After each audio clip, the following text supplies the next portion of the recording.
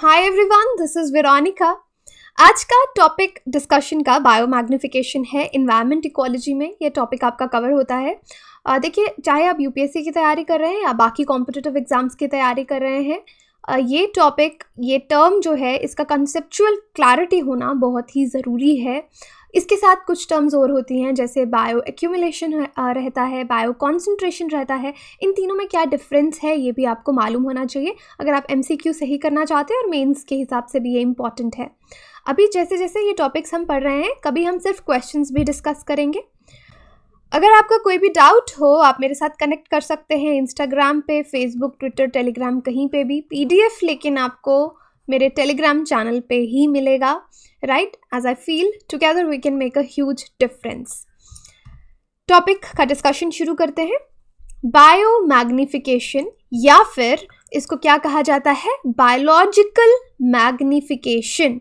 आप मैग्नीफाई करके देखते हैं किसी चीज़ को लेंस के साथ, तो आपको वो काफ़ी बड़ी दिखती है, राइट? तो मैग्निफिकेशन का वही मतलब है। लेकिन अब यहाँ पे बायोमैग्निफिकेशन क्या है? ये एक प्रोसेस है जहाँ पे बहुत सारे केमिकल्स जो हैं वो लिविंग ऑर्गेनिजम्स में इकट्ठे होते हैं, एक्यूमुलेट होते हैं to a concentration higher than that occurring in the non living environment. यानी नॉन लिविंग इन्वायरमेंट में उनका इतना कॉन्सेंट्रेशन नहीं है जितना लिविंग ऑर्गेनिजम्स में उनका कॉन्सेंट्रेशन इंक्रीज हो जाता है। अगर मुश्किल लग रहा है, आगे मैं इसको और सिंप्लीफाई करके आपको बताऊंगी। नॉर्मल आप यहाँ पे इस पिक्चर में जैसे देख सकते हैं, किसी चीज़ की कॉन्सेंट्रेशन इंक्रीज हो रही है, मैग्नीफाई हो रही है। वाटर में DDT बता रखा है यहाँ पे कितना, 0.00003 ppm, ओके, जितने भी जीरोज हैं। फिर आप नेक्स्ट ट्रॉफिक लेवल्स, ओके, यहाँ पे ट्रॉफिक लेवल्स एक वीडियो है इन्वायरमेंट का ही, जहाँ पे कॉन्सेप्ट्स और टर्म्स जो यूज़ होती हैं वो मैंने डिस्कस की हैं। तो ट्रॉफिक लेवल क्या होता है फूड चेन में आपका, कि सपोज एक जगह आपके प्रोड्यूसर्स हैं, प्लांट्स हैं, ओके, उसके बाद उनको नेक्स्ट लेवल पे कोई एनिमल खा रहा है, सपोज डियर उस पर फीड कर रहा है, रैबिट उस पर फीड कर रहा है, बहुत सारे हर्बीवोर्स हैं उस पर फीड कर रहे हैं, तो ये ट्रॉफिक लेवल्स है। फिर डियर पे कोई और फीड कर रहा है, ठीक है, लायन फीड कर रहा है, व्हाटएवर, तो ये सब क्या है, ट्रॉफिक लेवल है। तो यहाँ पे आप देखेंगे कि फूड चेन में जो केमिकल्स का कॉन्सेंट्रेशन है वो एक ट्रॉफिक लेवल से दूसरे ट्रॉफिक लेवल पे जाते जाते इंक्रीज हो जाता है, बढ़ जाता है, मैग्नीफाई हो जाता है। इसी चीज़ को हम बायोमैग्निफिकेशन बोलते हैं।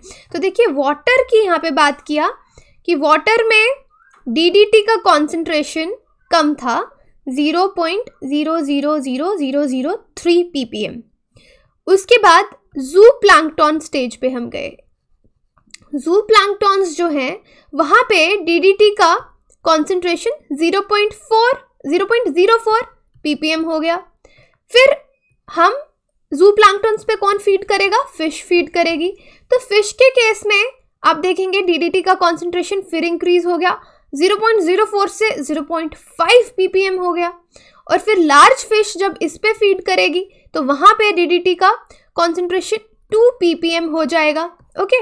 और जब इस फिश को कोई बर्ड खा लेगा, ईगल या हॉक या, ओके, तो वहाँ पे उस बर्ड में DDT का कॉन्सेंट्रेशन 25 ppm हो जाएगा। तो इस चीज़ को हम बायोमैग्निफिकेशन बोलते हैं। अब ये कैसे इंक्रीज होता है मैं आगे आपको बताती हूँ।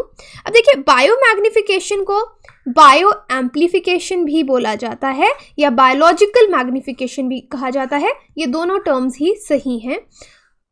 फिर से इसका डेफिनेशन देखते हैं। Is any concentration of toxin, toxin यानी कोई भी टॉक्सिक मटीरियल जो सेहत के लिए सही ना हो। ये केमिकल क्या हो सकता है, आपके पेस्टिसाइड्स हो सकते हैं। ये हमारे टिश्यूज़, लिविंग ऑर्गेनिजम्स, चाहे ह्यूमंस हो या एनिमल्स हो, उनके टिश्यूज़ में इनका कॉन्सेंट्रेशन इंक्रीज होता है। और हायर फूड चेन जैसे ऊपर ऊपर जाएगी, जैसे यहाँ पे हमने ये बताया, एक फूड चेन बताई, तो जैसे जैसे हायर लेवल पे जाएगी तो इस केमिकल का कॉन्सेंट्रेशन जो है, टॉक्सिन का कॉन्सेंट्रेशन इंक्रीज होता जाएगा। अब देखिए, the increase can occur as a result of, अब ये इंक्रीज क्यों हो रहा है? एक, persistence, where the substance can not be broken down by environmental processes, कि यहाँ पे अब मैं एनिमल्स का नाम नहीं ले रही, देखिए इस तरह से फूड चेन आपकी चल रही है, इस पे ये फीड कर रहा है इस पे, ये फीड कर रहा है इस पे, ये फीड कर रहा है, ठीक है। ये ट्रॉफिक लेवल्स हो गए और इस तरह से आपका फूड चेन चल रहा है।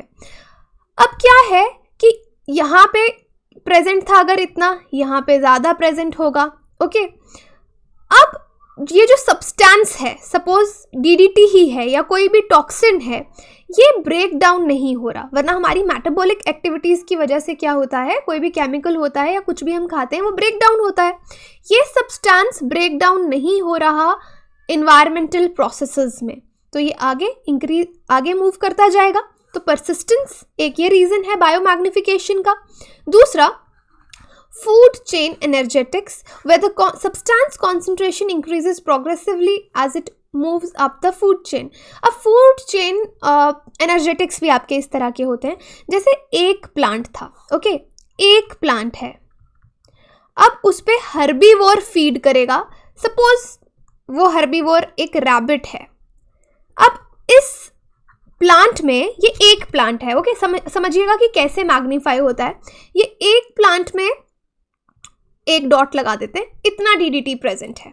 अब रैबिट अगर इसको खाएगा तो ऑब्वियसली रैबिट के अंदर एक डॉट डीडीटी का चला गया, समझाने के लिए आपको। लेकिन रैबिट का पेट एक प्लांट खाने से भर जाएगा, या जो भी वो फीड कर रहा है, सपोज कैरेट्स खाता है, ठीक है, तो एक ही कैरेट खाएगा नहीं, वो एक और चीज़ पे फीड करेगा, इस पे भी ये डॉट है, दैट मीन्स ये डॉट भी रैबिट के अंदर गया, फिर वो और कैरेट खाएगा, ये डॉट भी रैबिट के अंदर गया। तो आप देख रहे हैं इस ट्रॉफिक लेवल से इस ट्रॉफिक लेवल पे आते आते मैग्नीफाई हो रहा है जो केमिकल है, सपोज डीडीटी ही है तो वो इंक्रीज हो रहा है। तो इस तरह से मैग्निफिकेशन हो रही है केमिकल्स की, टॉक्सिन्स की, क्योंकि ये जैसे फूड चेन ऊपर जाएगी और फिर इस रैबिट पे let's suppose rabbit is being eaten by a tiger, तो टाइगर भी ये सारा जो डीडीटी एक्यूमुलेट हुआ है रैबिट के अंदर, ये सारा टाइगर के अंदर जाएगा। फिर टाइगर किसी और रैबिट पे भी फीड करेगा, किसी और डियर पे फीड करेगा जिसके अंदर डीडीटी होगा, फिर टाइगर के अंदर जो कॉन्सेंट्रेशन है वो बढ़ती जाएगी। तो इस तरह से बायोमैग्निफिकेशन होगा। थर्ड रीजन है लो और non existent rate of internal degradation. तो अल्टीमेटली जब रैबिट को डियर खा रहा है तो इसका मतलब रैबिट का सिस्टम, जो मेटाबॉलिक सिस्टम है, वो इतना फास्ट नहीं है कि वो इन सब्सटेंसेस को डिग्रेड करे। तो हमारा जो इंटरनल डिग्रेडेशन है वो लो है, या बिल्कुल उन मटेरियल को, उस केमिकल को वो डिग्रेड नहीं कर पा रहा, एक्सक्रीट नहीं कर पा रहा। ये रीज़न रहता है कि जितने भी ये केमिकल्स हैं ये फैट सॉल्यूबल हैं, तो ये हमारे एडिपोज टिश्यूज़ में, हमारे फैटी टिश्यूज़ में जाके एक्यूमुलेट हो जाते हैं। अगर वाटर सॉल्यूबल होते तो एक्सक्रीशन में यूरिन पास करते या फीकल मैटर आप पास करते तो उसमें बाहर आ जाते, लेकिन फैट सॉल्यूबल होने की वजह से, लिपोफिलिक होने की वजह से ये हमारे एडिपोज टिश्यू, जिनको फैटी टिश्यूज़ कहा जाता है, उनमें एक्यूमुलेट हो जाते हैं, राइट, और डिग्रेड नहीं हो पाते। तो हर लेवल पे, हर ट्रॉफिक लेवल पे ये केमिकल्स इंक्रीज होते जाते हैं। तो आई होप ये आपको क्लियर है। इसमें कोई भी कंफ्यूजन हुआ आप मुझे सोशल मीडिया पे कांटेक्ट कर सकते हैं, राइट, बिकॉज इसका कॉन्सेप्ट समझना बहुत ईजी है, ज़रूरी है कि बायोमैग्निफिकेशन कैसे होता है। तो ये 3 रीजंस हैं। तो देखिए अगेन, वाटर में एक नॉर्मल डीडीटी कॉन्सेंट्रेशन की बात यहाँ पे भी की गई है। फिर प्रोड्यूसर्स हैं आपके, बहुत सारे प्लांट्स हैं, उसमें कितना लेवल हो गया डीडीटी का, 1000, जू प्लैंक्टॉन्स 10,000। तो अब देखिए किस तरह से ये इंक्रीज करता जा रहा है और फाइनली जो टॉप लेवल पे होगा उसमें सबसे ज़्यादा कॉन्सेंट्रेशन होगा।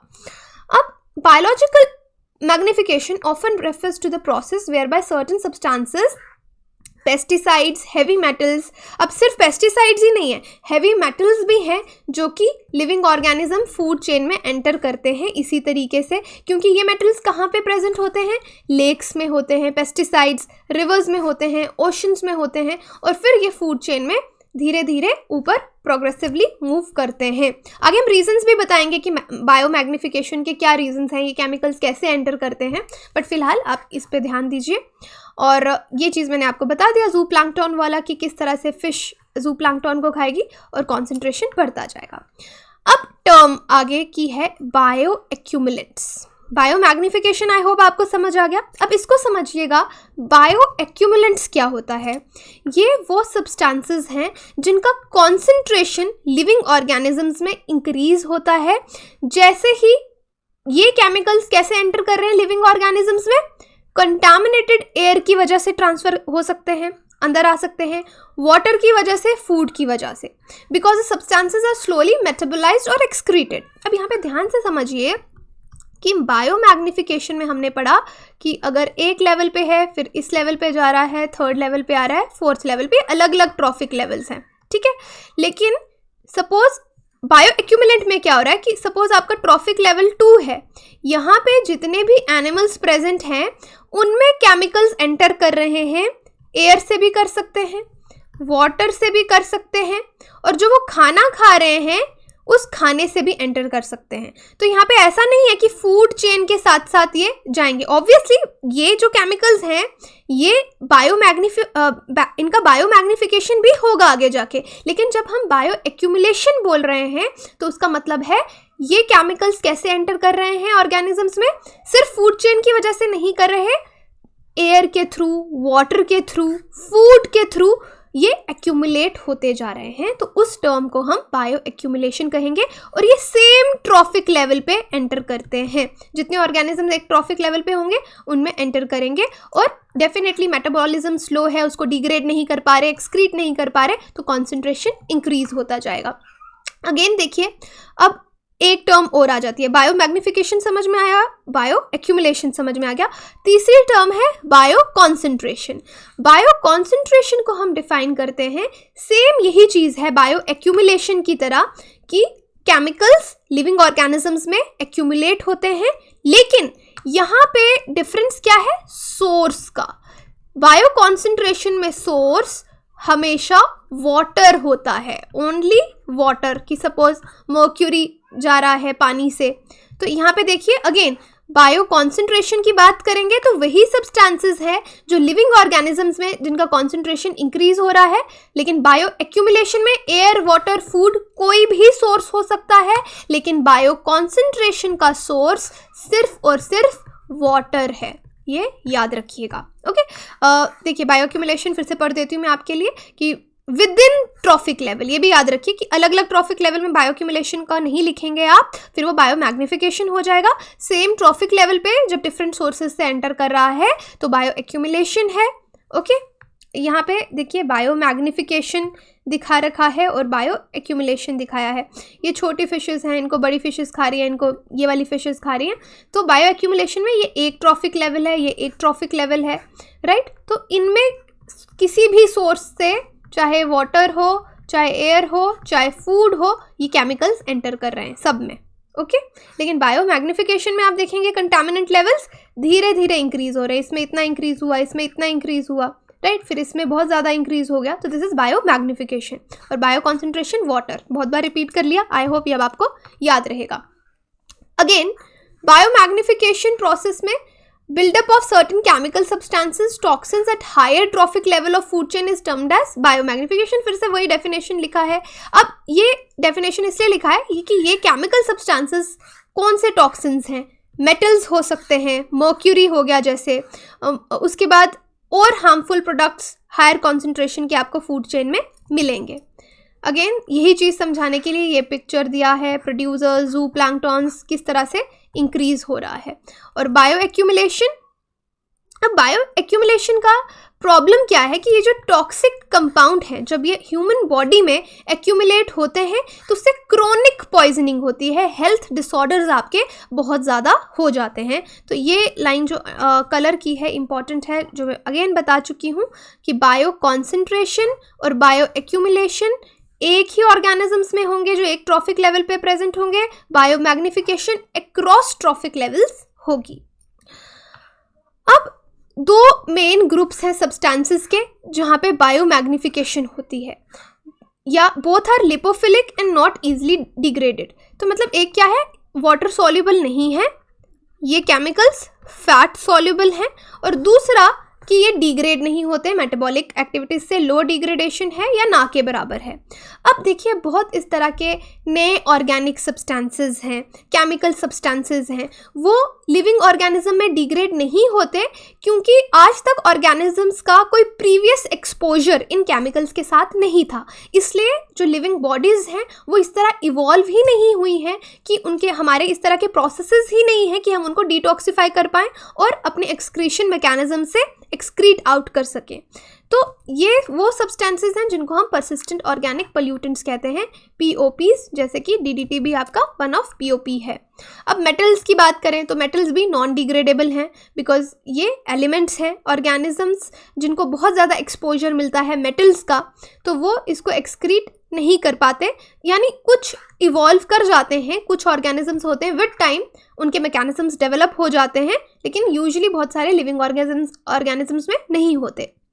अब प्रॉब्लम कहाँ पे आती है, जब हायर कॉन्सेंट्रेशन उनको मिलती है, वो एक्सपोज होते हैं। देखिए यहाँ पे कहने का ये मतलब है कि human body, living organisms time के साथ इवॉल्व करते हैं। हो सकता है कि एक टाइम पे हमारी बॉडी बिल्कुल समझ जाए कि ओके मेटल आ रहा है बॉडी में, इसको हमें कैसे डिग्रेड करना है, मैकेनिज्म्स समझ आ जाएं। लेकिन प्रॉब्लम यहाँ पे आती है कि जब एक्सपोजर ज़्यादा है, बहुत ज़्यादा एक्सपोजर मेटल्स का और इस तरह के केमिकल्स का हो रहा है और एक्सक्रीशन का प्रोसेस स्लो है। अब एक्सक्रीशन भी उतने तेज़ी से नहीं हो सकती, तो उस टाइम पे परसिस्टेंस जो मैंने आपको कहा था वो होता है और फिर ये डेंजरस हो जाता है लिविंग ऑर्गेनिजम्स की हेल्थ के लिए, चाहे रिप्रोडक्टिव हेल्थ हो या ओवरऑल हेल्थ हो। क्रोनिक पॉइजनिंग जो है वो होने लगती है।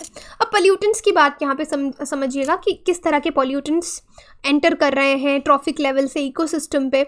ये नॉन डिग्रेडेबल पोल्यूटेंट्स है, परसिस्टेंट पोल्यूटेंट्स इनको कहा जाता है, जो कि डेट्रीवोज जो हैं हमारे, इवन कि हमारे माइक्रो ऑर्गेनिजम्स वगैरह भी इनको डिग्रेड नहीं कर पाते और ये ट्रॉफिक लेवल्स में मूव करते रहते हैं।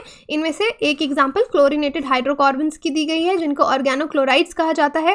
ये सबसे ज़्यादा डैमेजिंग है और काफ़ी लंबे समय तक फूड चेन में बने रहते हैं। क्लोरीनेटेड हाइड्रोकार्बन सबसे ज़्यादा CH3, और CH3 एक हाइड्रोकार्बन है और यहाँ पे एग्जाम्पल इसकी दे रखी है, DDT इसका एग्जाम्पल है। अब कॉजेज़ पे आते हैं कि क्या कॉजेज़ हैं, क्यों बायोमैग्निफिकेशन हो रहा है, ये केमिकल्स एंटर कैसे करते हैं। नंबर 1 रीज़न आपका एग्रीकल्चर है। एग्रीकल्चर में हम बहुत सारे पेस्टिसाइड्स यूज़ करते हैं, फर्टिलाइजर्स यूज़ करते हैं, फिर बारिश होती है, रन ऑफ वाटर के साथ जाके ये रिवर्स में मिलते हैं, फाइनली सीज और ओशंस में जाके मिलते हैं। वहाँ पे जो एनिमल्स हैं या प्लांट्स से शुरू होगा, प्लांट्स जो हैं इनके रूट से इनको एब्जॉर्ब करते हैं, फिर उन प्लांट्स पे आपके हर्बीवोर्स जो हैं वो फीड करते हैं, फिर उन पे आगे जिस तरह से फूड चेन बढ़ती जाएगी तो अल्टीमेटली आपको समझ में आएगा कि एग्रीकल्चर एक रीज़न है। उसके बाद आपके ऑर्गेनिक कंटामिनेंट्स हैं, जैसे कि मैन्योर हो गया, आपके बायोसॉलिड्स हो गए। अब इसमें से बहुत सारे मैन्योर्स और बायोसॉलिड्स हैं जिनको इंडस्ट्री में प्रोसेस किया जाता है और फिर अल्टीमेटली और इसके साथ साथ इनफैक्ट आपके फार्मास्यूटिकल्स हैं, आपके ब्यूटी केयर प्रोडक्ट्स हैं। तो ये सारे सब्सटेंसेस जो हैं ह्यूमन हेल्थ पे इसका एडवर्स इम्पैक्ट होता है, एनिमल्स पे, वाइल्ड लाइफ पे। फिर आपकी इंडस्ट्रियल एक्टिविटीज़ हैं, फैक्ट्रीज जो होती हैं वो बहुत सारे टॉक्सिक सब्सटेंसेस यूज़ करती हैं और फिर उनको सॉइल में, लेक्स में, ओशंस में, रिवर्स में वो चली जाती हैं, उनको पोल्यूट करती हैं, फिर आगे से वही आपका फूड चेन का प्रोसेस शुरू होता है। माइनिंग एक्टिविटीज़ में भी सेम होगा, जैसे साइनाइड यूज़ किया जाता है गोल्ड लीचिंग में, और अलग अलग माइनिंग एक्टिविटीज़ में इस तरह के केमिकल्स यूज़ किए जाते हैं, वो भी इसी तरह से इकोसिस्टम में एंटर करते हैं। माइनिंग में सबसे ज़्यादा अगर आप देखेंगे सेलेनियम और सल्फाइड जनरेट होता है, जो कि वाटर में डिपॉजिट हो जाता है, फिर बहुत सारे कोरल्स को बर्बाद कर देता है। अब कोरल्स बर्बाद होंगे तो बहुत सारा इकोसिस्टम जो है फूड चेन कोरल्स पे डिपेंड करती है, उन एनिमल्स को फ़र्क पड़ेगा, तो पूरा इकोसिस्टम का बैलेंस जो है वो डिस्टर्ब होगा, डिसरप्ट होगा। ओके, अब इनका क्या हार्मफुल इफ़ेक्ट्स हैं, तो डेफिनेटली ह्यूमन हेल्थ पे फ़र्क पड़ेगा। अब इस वजह से ह्यूमंस को कैंसर जैसी बीमारियाँ, किडनी फेलियर हो गया, उसके बाद बर्थ डिफेक्ट्स देखे जाते हैं, लिवर फेलियर हो गया, बहुत सारी बीमारियां ह्यूमन हेल्थ की इस वजह से देखी जाती हैं। रिप्रोडक्शन में प्रॉब्लम आती है। अब यहाँ पे मैं आपको बताती हूँ कि इस तरह के केमिकल्स जो होते हैं बर्ड्स के, फिशेस के एग्स की जो शेल होती है उसको डेवलप नहीं होने देते। तो रिप्रोडक्शन पे अल्टीमेटली फ़र्क देखा जाता है।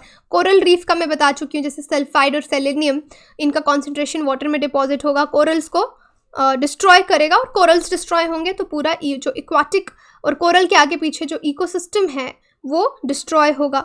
फूड चेन आपकी डिसरप्ट होगी।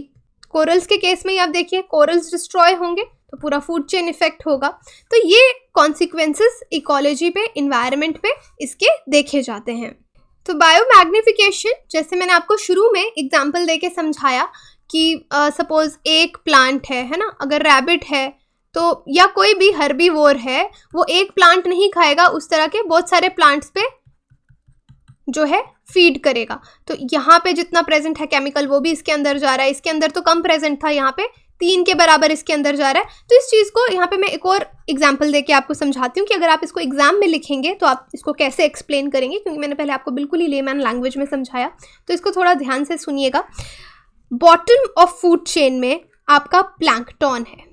प्लैंकटन छोटे छोटे पेड़ जो आपके प्लांट्स जो होंगे सी में प्रेजेंट होंगे, उनको हम प्लैंकटन्स बोलेंगे। प्लैंकटन्स में मरकरी, सपोज ये मरकरी एब्जॉर्ब करते हैं, मरकरी से इन्फेक्टेड हो जाते हैं। यूजुअली ये डिफ्यूजन से होता है, ओके, डिफ्यूजन से होता है सराउंडिंग वाटर में। अब इस प्लैंकटन को एक स्मॉल फिश है वो इस पे फीड करती है, और सपोज मरकरी इसमें 1 ppm 1 पार्ट पर मिलियन प्रेजेंट है। अब स्मॉल फिश ने इस प्लैंकटन पे फीड किया। अब ये एज्यूम करो कि स्मॉल फिश कितना खाएगी, क्योंकि एनर्जी बहुत डिस्ट्रॉय होती है फूड चेन में, आपको पता है 10% एनर्जी लॉ, 10% एनर्जी ट्रांसफ़र होती है। तो जो ये अपने वेट से 10 टाइम्स ज़्यादा खाएगी, जितना वेट होगा उससे 10 टाइम्स ज़्यादा खाएगी, तो ये कॉन्सेंट्रेशन बहुत सारे प्लैंकटन्स पे फीड करेगी। तो आप वहाँ पे ऐसे नहीं लिखेंगे कि बहुत प्लैंकटन्स पे, आप बोलेंगे कि अपने वेट से 10 टाइम्स ज़्यादा कंज्यूम करेगी। अगर वेट से 10 टाइम्स ज़्यादा कंज्यूम करेगी तो वो केमिकल भी ये 10 टाइम्स ज़्यादा कंज्यूम करेगी। तो कितना हो गया, 1 ppm था, तो यानी इसमें मरकरी 10 ppm हो गया। तो ये लैंग्वेज आप यूज़ करेंगे। फिर उसके बाद ये फिश जो है, इसके सिस्टम में 10 ppm मरकरी चला गया। अब इस फिश को एक लार्ज फिश इस पे फीड करेगी। तो अगेन आप कहेंगे ये जो लार्ज फिश है ये अपने वेट से 10 टाइम्स ज़्यादा खाएगी। तो यहाँ पे कितना कॉन्सेंट्रेशन हो जाएगा, 100 ppm। तो 100 ppm मरकरी लार्ज फिश के सिस्टम में चला गया, और ये प्रोसेस पूरे फूड चेन में आगे इस तरीके से कंटिन्यू होती जाएगी। और फाइनली जो लास्ट स्टेज होगी, जो लास्ट एनिमल होगा, वहाँ पे इसका कॉन्सेंट्रेशन सबसे ज़्यादा होगा, और वहाँ पे इल इफ़ेक्ट्स, हेल्थ इफ़ेक्ट्स जो हैं उस पर वो देखे जाएंगे। तो आई होप यहाँ पे इस चीज़ को आप इस तरीके से बायोमैग्निफिकेशन को समझा सकते हैं। तो यही था आज का डिस्कशन। कोई भी क्वेरी हो, डाउट हो, आप कनेक्ट कर सकते हैं। PDF टेलीग्राम पे आपको मिल जाएगा। Thank you so much.